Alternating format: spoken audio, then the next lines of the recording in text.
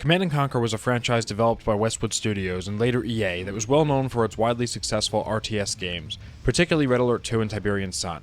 But there was another, lesser-known game, Westwood's last entry into the Command & Conquer series.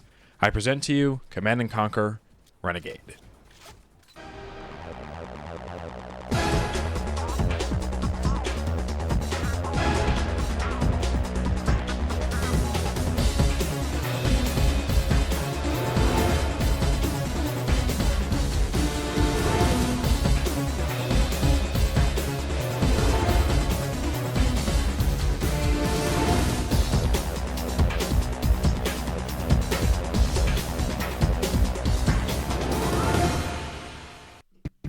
Command & Conquer Renegade is a game that today is nearly completely forgotten, with the only way to purchase it being through EA's god-awful store, and even then it has to be purchased with the Command & Conquer Ultimate Collection.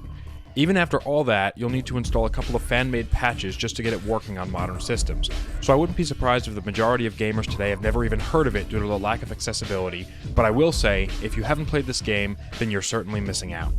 Renegade has been one of my favorite games of all time, and in an age of infinite COD clones and wannabe hyper-realistic quote-unquote mil-sim titles, I have to say, it's refreshing to play a game that just throws realism to the wind and puts the player in the shoes of a Rambo-like character called Havoc.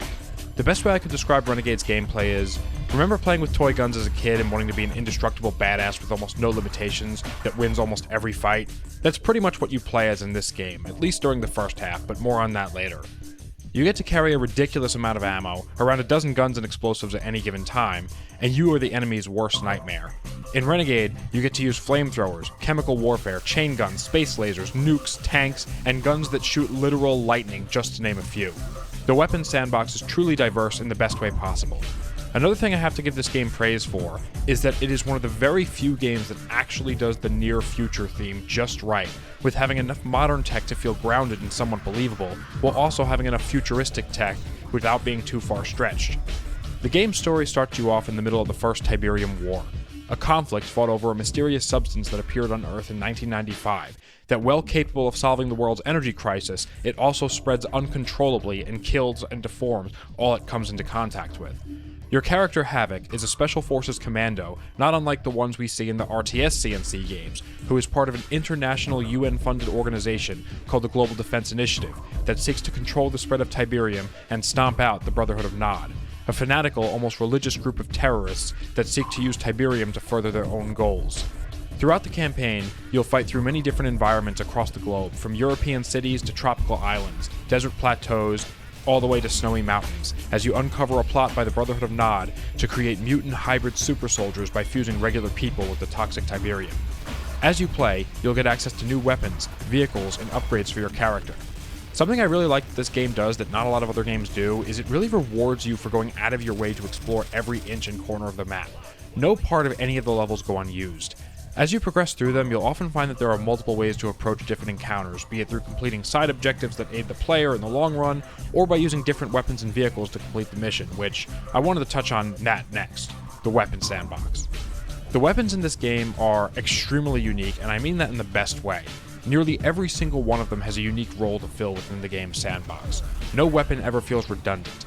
Like I said earlier, you have a good variety with all the standard things you'd expect to see in an FPS. You've got the silenced pistol, a basic assault rifle, a sniper, and this really cool rocket launcher design that instead of being shoulder fired like it is in most games, this thing has multiple rockets per reload and you hold it almost like a rifle. Where the game really starts to shine in terms of the weapon sandbox is in the mid to late game weapons.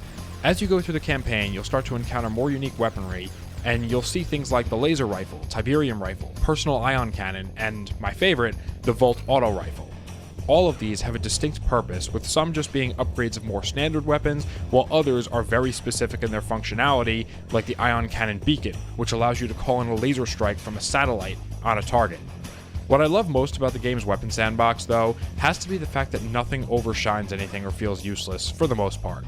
The flamethrower, for example, is a highly effective but short-range anti-infantry weapon that has an upgraded cousin called the chemical sprayer, which is stronger than the flamethrower, but has the added double-edged sword to potentially turn enemies killed into Visceroids, these Tiberium-based mutants that will attack anything nearby, including the player, and they're quite hard to kill. If you attempt to kill a Visceroid with the same chem sprayer that spawned it, it just heals them instead of doing damage, since they're made out of the same Tiberium you're spraying them with. So the counter is you now have to pull back out the lesser effective flamethrower and torch them, but the flamethrower is actually more effective against them because it's the most effective against Tiberium-based enemies specifically. This goes into weapon effects. Most standard weapons like the assault rifle and sniper do exactly what you'd expect them to do, but the more unique weapons that you get later in the game usually have an added effect to them in addition to their main attack. The Volt Rifle stuns enemies, the Laser Rifle adds a burning effect that deals damage over time, while the Tiberium Rifle has an area of effect damage. Every single weapon has its purpose, for the most part. There are a few that I really feel like do fall short, such as the Grenade Launcher, which you're more likely to kill yourself with than any Nod or mutants, and then you have the Flechette Rifle that, while it's cool as hell, it can only be found in one spot on the last part of the last mission in the game, so it's kind of a missed opportunity. Overall, I would say though that the weaponry in this game is unique, fun to use, and not for nothing has some of the best sound effects I've ever heard in gaming. Seriously, over 20 years after initially playing this game, I still remember the iconic laser fire sounds or the charging sound of the personal ion cannon. I just love the design of all of them.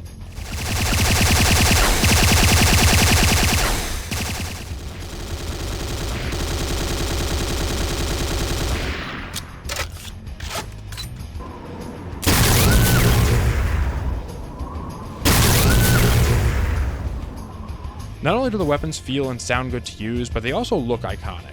The aesthetic behind each one is totally original, and it really fits the theme of Command & Conquer with a very bulky, grounded, militarized aesthetic of the GDI weapons, and a more futuristic, alien, almost cult-like appearance for the Nod weapons.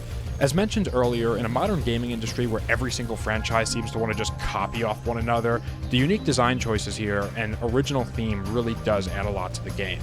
But back to the gameplay. The earlier levels of Renegade are a treat to play. Fairly large, open environments with multiple pathways for the player to choose can be a lot of fun, except when it isn't.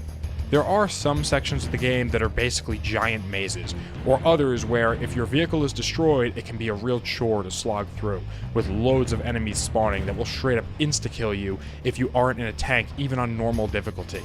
Not to mention, this is before the era of sprinting in games, so if you lose your vehicle in these sections, you'll just find yourself running in one direction at a snail's pace for minutes at a time, so you may as well reload your last save. And it really ruins the whole badass Rambo character theme of the game. Overall, the level design can be a lot of fun, especially in the first half of the game, but the later half is where it really suffers and these issues become more apparent. It really seems like at certain points with the later levels, the developers must have ran out of time. 5 minutes of research into a Wikipedia article on this game's development, and oh boy were there problems. The game got delayed twice, went through several stylistic changes as well as gameplay alterations, and as I mentioned before, this was to be Westwood's last Command & Conquer game, with EA that quite eager to shut them down, and it kinda shows. I love this game, but who thought it was a good idea in the later levels to just spam rocket soldiers every 10 feet? If you thought Halo 2's sniper jackals were a pain in the ass, try fighting these guys. I get that these levels were supposed to be challenging, but around the midpoint of the game, the difficulty curve drastically increases, with enemies being hidden behind walls or just out of sight as they're just waiting to ambush the player at every turn. It's almost like they know you were coming all the time. Like they're just waiting. They're just quarter camping, waiting for that spawn kill. I'll be honest here and say that some of the later levels, or at least parts of them, are just straight up infuriating to play through. Especially the last one. Now, to be fair, the game does warn you in the level's loading screen that it's going to be a hard level, and it tells you to, quote, save often, but God is the word difficult an understatement. At several points in this last level, enemies will just continuously spawn until you move to the next area, and I'm not even talking about just regular enemies either. I'm talking about these trigger-happy, heavily armored, stealth, armed-to-the-teeth special forces guys that will best you at almost every turn. And this isn't just exclusive to this last level, it's just more prevalent here, but it's something that's present in many of the later areas of the campaign. To add to this, it gets quite boring as 2 of the later levels are the same exact map, with one taking place during the day and the other taking place at night, with basically no differences between them. Also, this particular level is quite linear, with you basically being forced to run down the same zigzagging streets with snipers camping on every rooftop, just waiting for you to walk past them. It's not even like you can look ahead and plan for these guys because they're always in inaccessible places, so they're just kind of there. It's at this point that for some reason Renegade really takes that whole badass super soldier commando vibe and makes it take a back seat, turning more into what I suspect the game was originally intended to be. A sort of tactical shooter where every encounter is more akin to a slow-paced puzzle rather than an action movie, all while you have Frank Lepacki's heavy, fast-paced metal music still playing in the background. So you're crawling through the level, but there's like this really intense music playing. It just doesn't fit. It's almost like the tone of the game that it's trying to present starts to conflict with the actual gameplay happening on the screen. And that's not the fault of the writers or the artists so much, as it's just the gameplay itself that doesn't fit. Like I said, it really gives me an impression that there was maybe two different visions of what this game was supposed to be, and or that they just ran out of time. The immense difficulty spike really made the game hard to enjoy at times, at least for me. Maybe I just need to get good or something, but considering I have beat this game multiple times in the past and I was only playing it on normal difficulty, it was a bit too much of a hassle. But that's just my take. Speaking of being a bit of a hassle, let's get back to that last level. Every single time I've beaten this game, the last sequence where you need to disable the nuclear launch has been broken in some way, shape, or form every single time. The first time, the game got stuck on an infinite loop spawning powerful enemies, which it's not supposed to do in this section. The second time, the character I had to escort to turn off the nuke got stuck on a wall. The third time, this same character just straight up refused to activate any of these weird elevators to get to the top. Seriously, why are these elevators even here? Could they not have just given us some stairs or some ramps? Again, it seems like maybe they ran out of time for the pathfinding of the AI. I'm not really sure. Anyways, the game ends, spoiler alert, with the bad evil non-scientist being taken down, a father gets reunited with his daughter, and everyone cheers. It's all very cheesy in the end. Really not the best story, but that's okay, since Command & Conquer was never really known to be the best stories. But at the end of the day, despite all the flaws this game has, I will say I mostly had a great time playing through it. The levels were pretty fun, if a bit tedious at times. There's a really cool UFO Easter egg that kind of hints at the alien origin of Tiberium, and gives us a little bit of foreshadowing for the events of the next game. And overall, I have to look back at this game with a lot of good memories and nostalgia, but without letting that nostalgia get in the way of rational judgment here, there are some glaring issues like I mentioned. But don't let that discourage you from picking this up one day and trying it. If you have the spare change, it's usually pretty cheap, and it is quite a cool game at the end of the day. Before I wrap up here, I do want to mention that there was a multiplayer mode for Renegade that, from what I've heard, was pretty buggy and had some serious connection and desync issues, but I can't speak much on that myself, as growing up with no internet, I never got an opportunity to play it, and the official servers went down long ago, and while there are some unofficial servers for it, they're usually not full of players, but I guess that's what Renegade X is going to be for, but that's something that I'll do a video on in the near future. If you like this video, please leave a like on it. It really helps out the channel a lot. And as always, thank you for watching. Have a great day and stay safe. Goodbye.